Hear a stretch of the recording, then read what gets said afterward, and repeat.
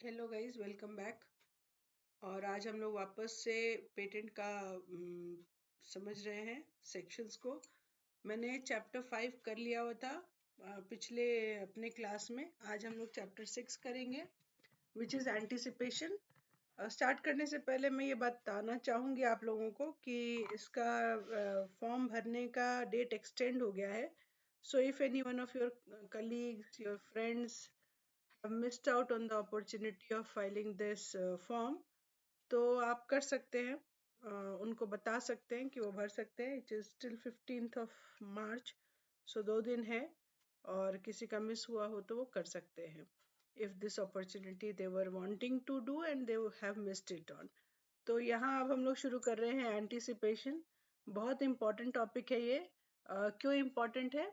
क्योंकि इससे related questions आते हैं जो प्रॉब्लम बेस्ड क्वेश्चंस होते हैं। जैसे किसी ने फाइल किया और फाइल करने के पहले उसका पब्लिश हो गया, तो क्या वो एंटिसिपेशन होगा? मतलब आपको उसके क्रक्स को ये समझना है। एक एक उसके जो भी हुए हों स्टोरी में, आपको एक एक चीज को समझ के ये इसको अप्लाई करना है। सो एंटिसिपेशन इज इम्पोर्टेंट, तो उस तरह से इसको समझिएगा और उस तरह से कीजिए। इसके सारे सेक्शंस याद कीजिएगा।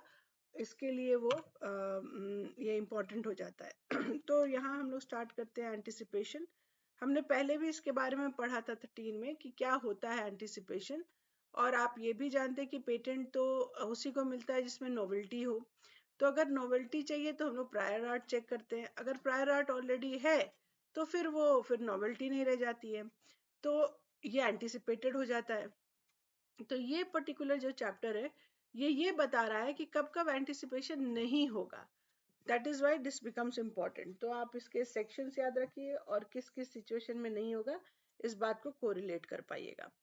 तो एंटिसिपेशन बाय प्रीवियस पब्लिकेशन, हमने पहले ये बताया है कि अगर वो पब्लिश हो चुका है पहले, तो फिर वो एंटिसिपेटेड हो गया, यानी कि वो पब्लिक डोमेन में आ गया है। लोगों को ऑलरेडी पता है, तो आपका कैसे वो नॉवेल्टी में आएगा? नहीं आएगा। बट यहाँ वो बता रहा है कि पब्लिश हुआ और किस किस सर्कमस्टांसेस में पब्लिश हुआ है। तो उन सर्कमस्टांसेस में पब्लिश होने के बावजूद वो एंटिसिपेशन नहीं होगा। सो 29(1) इज वेरी जेनेरिक और वो एक्चुअली आउटडेटेड है, ऑब्सोलीट है। बट वो जानना जरूरी है कि अगर वो इन्वेंशन 1 जनवरी 1920 के पहले हुआ है, तो फिर वो एंटिसिपेटेड नहीं होगा।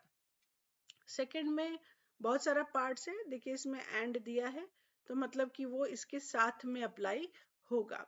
जैसे यहाँ देखेंगे आप, यहाँ पे ये जो है ये एंड है, तो दैट मीन्स कि ये इसके साथ में अप्लाई होगा। तो ये जो है कह रहा है, देखिए आपने आज फाइल किया, आपने आज मान लीजिए प्रोविजनल पेटेंट फाइल किया, तो जिस दिन आपने प्रोविजनल पेटेंट के लिए फाइल किया है, that is the date where you are claiming your priority date. तो वो हो गया आपका प्रायोरिटी डेट। लेकिन आपने प्रोविजनल या कंप्लीट स्पेसिफिकेशन फाइल किया है, उसके पहले कहीं पब्लिश हो चुका है या फिर कहीं पब्लिक डोमेन में आ चुका है, तो एंटिसिपेशन होता है। यही बात ये 2 बताता है कि एंटिसिपेशन तो होगा, बट किस सिचुएशन में नहीं होगा। पहली बात कि अगर ये बात वो प्रूव कर दें जिनका वो इन्वेंशन है, तो यहाँ बार बार आप एक ही चीज देखेंगे कि या तो वो पर्सन खुद से, या जिसको उसने, जैसे जो इन्वेंटर है, किसी को कह दिया है जो उसका एप्लीकेंट है, या फिर वो एजेंट है। इस तरह की जो तीनों हैं, मतलब ये चीज तीनों जो है वो हर एक बार लाइन में रिपीट होती हैं, जो कि आपको ये चीज लिखना नहीं है। आपको क्या जानना है? आपको ये जानना है कि जो इन्वेंटर हो या एप्लीकेंट हो या पब्लिशर, जो भी अप्लाई कर रहा हो उनके बिहाफ पर, ये सारे लोग। ठीक है, तो ये सेक्शंस तो लिखने नहीं है, सेक्शंस को याद रखने हैं, तो उसे कंटेंट को याद रखिए। तो ये उनके बिना परमिशन के, विदाउट देयर कंसेंट, किसी ने पब्लिश कर दिया, और जैसे ही इनको पता चला पब्लिकेशन है, तो जितनी जल्दी हो सका इन्होंने उसके लिए अप्लाई कर दिया पेटेंट के लिए। ठीक है, उसके बाद कह रहा है कि अगर ये बात वो बता दें कि जो इन्वेंशन है उसको उन्होंने जब किया था, शो केस किया था या कमर्शियली शो केस किया इंडिया में, तो वहां पर उनका सिर्फ और सिर्फ रीजनेबल ट्रायल का पर्पस था।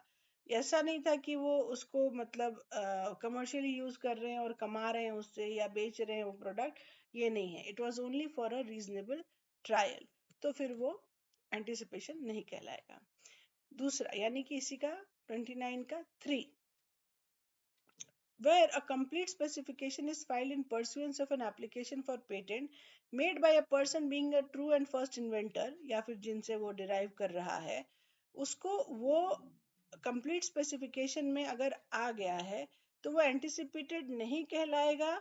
क्योंकि जो अगर इन्होंने मतलब अगर ये पहला सिचुएशन जो था यानी 2 जो था, उसमें क्या था, इन्होंने अभी फाइल नहीं किया था, ठीक है, इन्होंने अभी प्रोविजनल भी फाइल नहीं किया था, और यहाँ पर ये कंप्लीट स्पेसिफिकेशन फाइल कर रहे हैं, और उस वक्त इन्होंने किसी ने इसको पब्लिश किया, लेकिन यहाँ पे भी उनका कंसेंट नहीं लिया गया है कि आपका ये मतलब मैं इसको पब्लिश कर रहा हूँ, तो again it will not be an anticipation. इससे रिलेटेड एक एक्चुअली आपका जो लास्ट टाइम पेटेंट एजेंट का एग्जाम हुआ था उसमें ये क्वेश्चन आया था, जिसमें एक इन्वेंटर ने अपने भाई से ये डिस्क्लोज किया, और उसका भाई जो है वो पब्लिशर था किसी पर्टिकुलर मैगजीन का, और उसने उस पर्टिकुलर इन्वेंशन को without the consent of the inventor यानी अपने भाई से बिना परमिशन लिए उसने पब्लिश कर दिया था।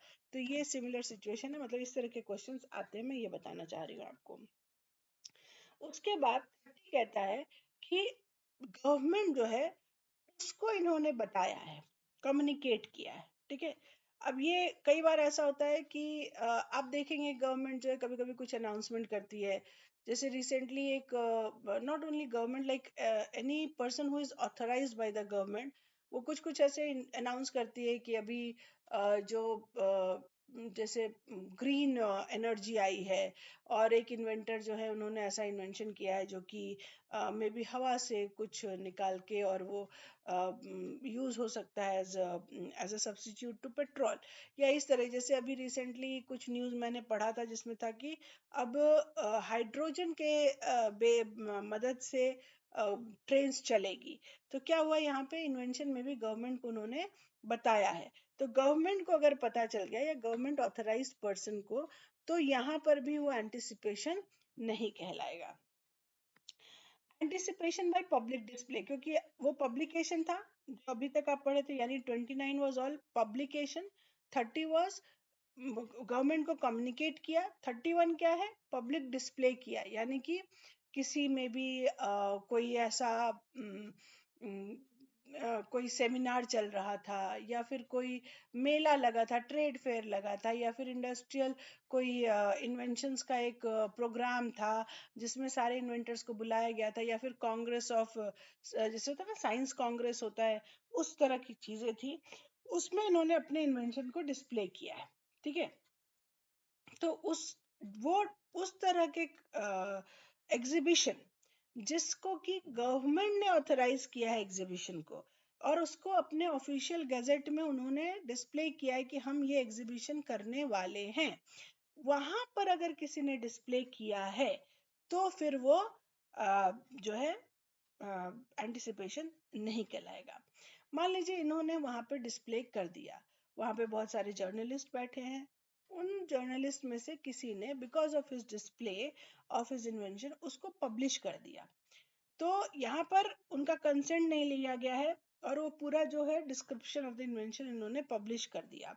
जैसे एक बार एक इसी तरह का कुछ एग्जीबिशन चल रहा था जिसमें ई रिक्शा अभी जो आया है उससे रिलेटेड किसी ने इन्वेंशन किया था, तो वहां उसने वो टेलीकास्ट भी हो रहा था, सब लोग जान भी रहे थे कि कौन कौन सा किसका किसका इन्वेंशन है, और यहाँ पे मान लो किसी ने पब्लिश कर दिया, तो वो एंटिसिपेशन नहीं कहलाएगा। उसके बाद किसी और ने इसको यूज करना शुरू किया, ठीक है, मे बी कहीं और एग्जीबिशन में शो किया without the consent of the true and first inventor और the person who is authorised to do that, तो यहाँ पे भी वो क्योंकि इन्होंने पब्लिक डिस्प्ले जहाँ पे किया वहां पे इनको प्रायोरिटी डेट मिल गया हुआ है कि भाई ये तो गवर्नमेंट ऑथराइज्ड एग्जीबिशन में इन्होंने डिस्प्ले किया है, तो वहां के बाद किसी और ने किया तो again it will not be considered to be an anticipation, ठीक है। उसके बाद अगर किसी लर्नेड सोसाइटी के आगे में हमने इसको पब्लिश किया या फिर इसको डिस्प्ले किया, again it will not be considered to be anticipation. लेकिन इन सब का एक बहुत इंपॉर्टेंट कंडीशन ये है कि ये होने के बाद, यानी यहाँ पे आप अलाउड है कि आप अपना डिस्प्ले कीजिए, ये होने के बाद इन्होंने 12 मंथ्स के अंदर में इसके लिए अप्लाई कर दिया पेटेंट के लिए, तो फिर आपका वो एंटिसिपेशन नहीं कहलाएगा। Anticipation by public working, public working मतलब मान लीजिए कि कोई ऐसा कोई ऐसी चीज, जैसे आपको इंडिया में भी बहुत सारे ऐसे जगह हैं जहाँ पे बहुत ठंडी पड़ती है और उसकी वजह से जो नल का पानी है वो जम जाता है, फ्रीज हो जाता है। तो मान लो किसी ने ऐसा कुछ इन्वेंशन किया है जो कि बहुत ठंडी पड़ेगी, मतलब -0 के बाद भी जाएगी तो भी वो फ्रीज नहीं करे उस नल का पानी, तो ये इन्होंने ऐसा इन्वेंशन किया। तो उसको ट्रायल बेसिस पे चेक करना पड़ेगा कि ठंडे वाले जगह पे जम रहा है या नहीं जम रहा है वो पर्टिकुलर इन्वेंशन की वजह से। तो उन्होंने क्या किया, उन्होंने पब्लिकली चेक किया है ना।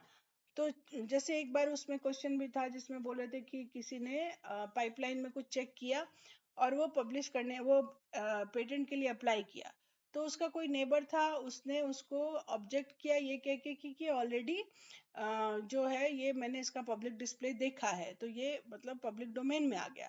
तो अगेन यहाँ पे वो ट्रायल के लिए कर रहे थे या पब्लिक वर्क के लिए कर रहे थे, चेक कर रहे थे, तो वहां पे भी, और वो कंसेंट था जो पेटेंटी था उसका, तो यहाँ पे वो रीजनेबल ट्रायल कहलाएगा, वो एंटिसिपेशन नहीं कहलाएगा। Anticipation by use and publication after provisional specification, तो ये आपने सेक्शन 9 वगैरह में पढ़ा पूरा डिटेल में कि व्हाट इज प्रोविजनल, कौन कंप्लीट को भी कभी कभी प्रोविजनल एक्सेप्ट कर लेता है कंट्रोलर, उन सब को कंसिडर कर लिया गया यहाँ पे एज अ प्रोविजनल स्पेसिफिकेशन। और कहते हैं कि अगर उसके फाइलिंग के बाद किसी और ने पब्लिश कर दिया है तो again it will not be considered as a. और ये कन्वेंशन एप्लीकेशन के लिए भी सिमिलर एप्लीकेशन है, मतलब कि उन्होंने अपनी कंट्री में अप्लाई किया, जो पहले चॉइस की कंट्री थी उसके बाद इंडिया में आया है, तो यहाँ पर भी इंडिया में अगर पब्लिश हो गया हो या फिर वहां हुआ हो जो फाइल किए हैं प्रोविजनल उसके बाद, तो it will not be considered as anticipation. फिर इन्होंने एग्जैक्टली 34 जो है बहुत इजी, ये से समझिए कि बाकी जितने भी सेक्शंस हैं इन सेक्शंस को उन्होंने ये कह दिया है कि जो कंट्रोलर है वो इसके इन सबों के बेसिस पर ये कह के कि एंटिसिपेटेड है, इसको इसके पेटेंट के लिए रिफ्यूज नहीं कर सकता है। So we will stop over here, we are done with this particular topic. मेरी रिक्वेस्ट है आपसे कि आप लोग इसको याद करना और पढ़ना शुरू कीजिए, क्योंकि टाइम ज़्यादा नहीं है, फिर आपको याद रहेगा नहीं। और इसको नहीं होगा तो आप अपने लूप में सुनिए ये सारे सेक्शंस जो मैं आपको बता रही हूँ, ताकि कम से कम सुनकर तो आपको याद हो ही जाएगा। और नेक्स्ट होगा provisions for secrecy of certain inventions. Again not a very, it's it's like अ, जैसे मान लो कोई डिफेंस पर्पस के लिए या किसी इसी तरह की चीज के लिए इन्वेंशन हो रहा हो, तो गवर्नमेंट कैन से दैट इसको आप डिस्प्ले नहीं कर सकते, बट हम लोग उसको डिटेल में discuss in our next video करेंगे। Thank you.